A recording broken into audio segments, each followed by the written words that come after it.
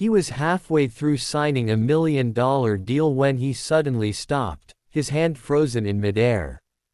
The entire restaurant went quiet as the billionaire grandpa stared at the young black waitress standing beside his table.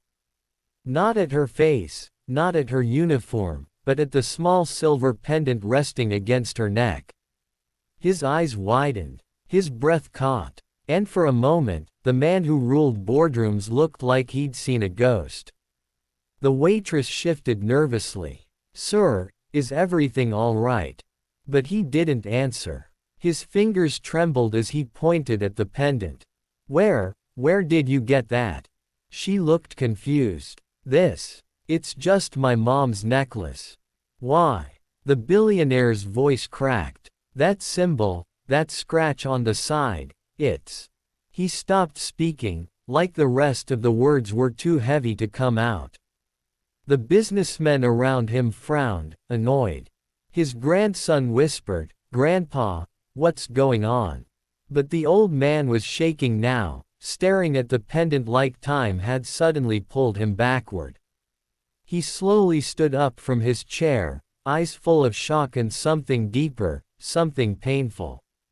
He whispered, "That necklace belonged to my daughter, the one we lost 22 years ago."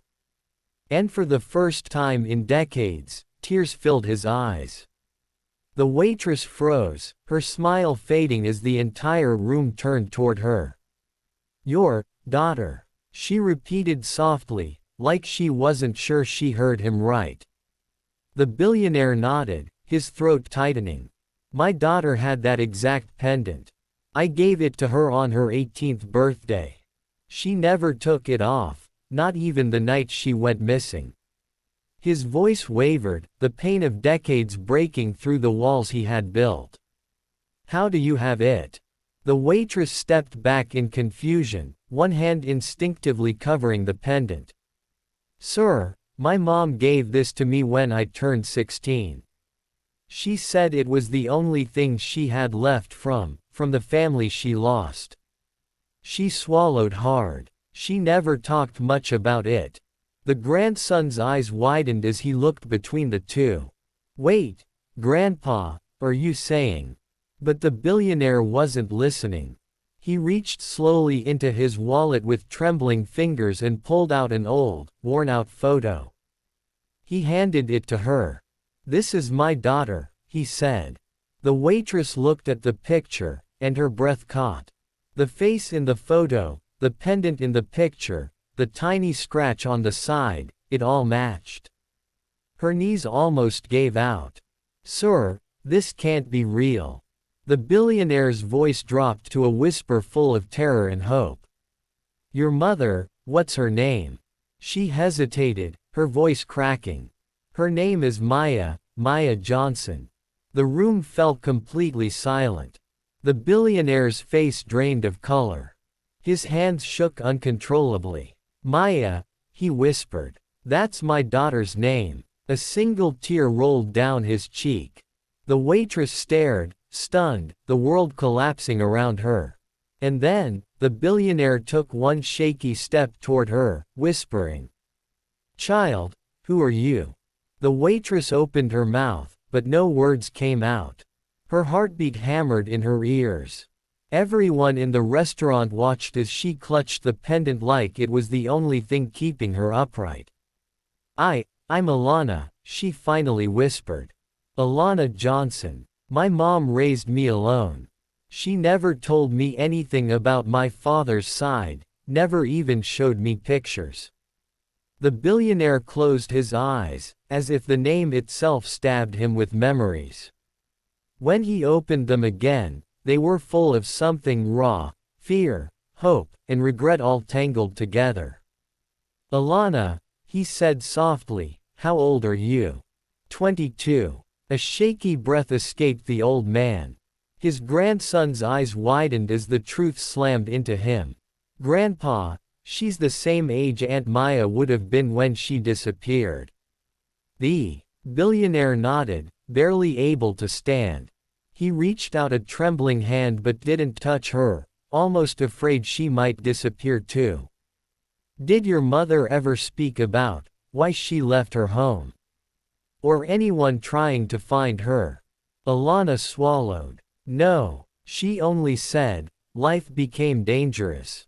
That someone powerful wanted her gone.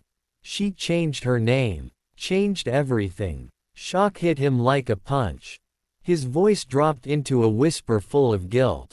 Your mother didn't run from danger, she ran from me. Alana frowned, confused. Why would she run from her own father? He looked down, ashamed. Because I didn't accept the man she fell in love with, a black musician.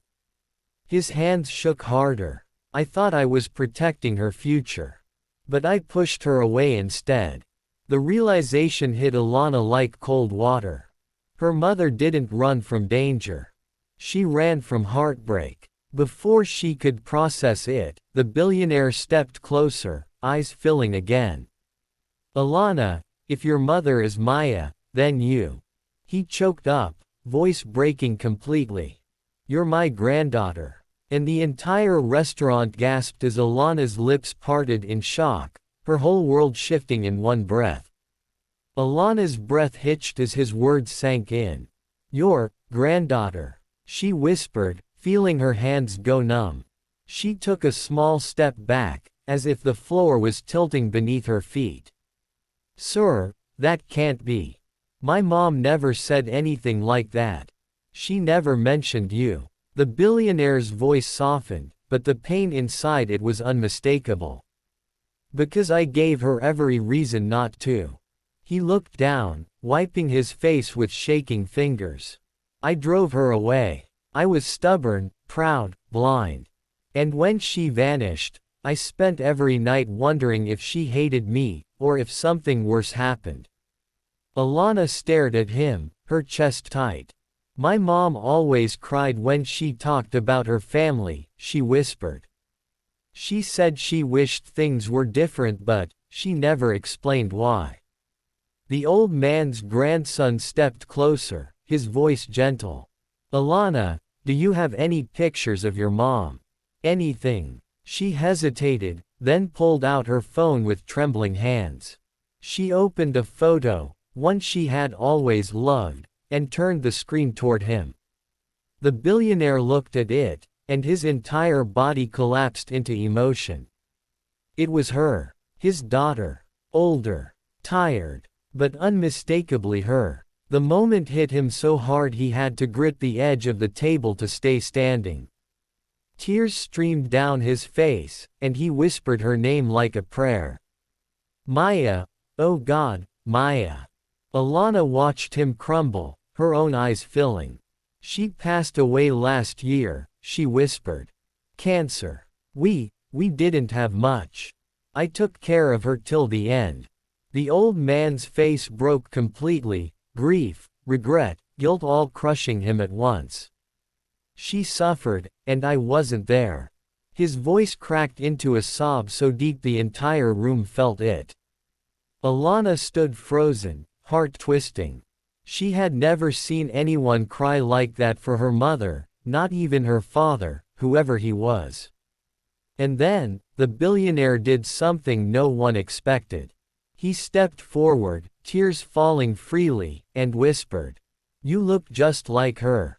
Alana's lips trembled. Before she could react, the billionaire reached out and wrapped his arms around her. And the restaurant went silent as this powerful man clung to the waitress like he had found the piece of his heart he thought was gone forever. Alana didn't move at first.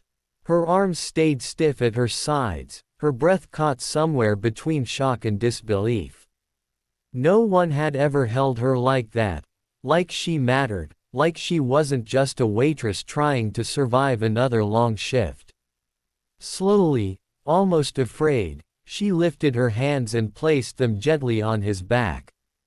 The billionaire held her tighter, his voice shaking against her shoulder. I should have found her, I should have tried harder, I failed her, Alana. I failed both of you. She swallowed hard, her eyes burning. You didn't know, she whispered. She never told me anything. She just said she lost her family, and that she didn't want me to grow up in pain." Her voice broke at the last word.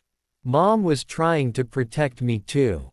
He pulled back just enough to look at her face, his eyes red, his expression full of aching regret. "And she did," he said softly. "She raised a strong, kind daughter. I can see it." Alana wiped her cheek, her voice shaking. "But why now? How did you recognize this pendant after so many years?" The billionaire touched it gently, as if it were made of glass. "Because I made it," he whispered. "Every curve, every scratch, it was the first gift I crafted myself. I never forgot it." Gasps whispered through the restaurant. His grandson stepped closer, voice gentle but filled with something new, respect. "Alana, if you really are our family, then everything changes." She looked at him nervously. "Changes? How?" The billionaire straightened slowly, trying to steady his trembling hands. "Alana," he said, his voice tender but firm, "you've spent your life working tables, caring for your mother alone, struggling when you never should have." She lowered her gaze, embarrassed. But he gently lifted her chin.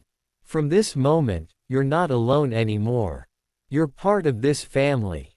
Alana's heart pounded as the meaning hit her. A billionaire family. A lost grandfather. A past that had been hidden, now standing in front of her. But before she could respond, the old man added something that sent another shock through the room. "And tomorrow morning, we're taking a DNA test." He paused, eyes full of hope and fear. "Because if it confirms what I already know, you'll inherit everything your mother was supposed to have." Alana's breath stopped. Her life was about to change forever.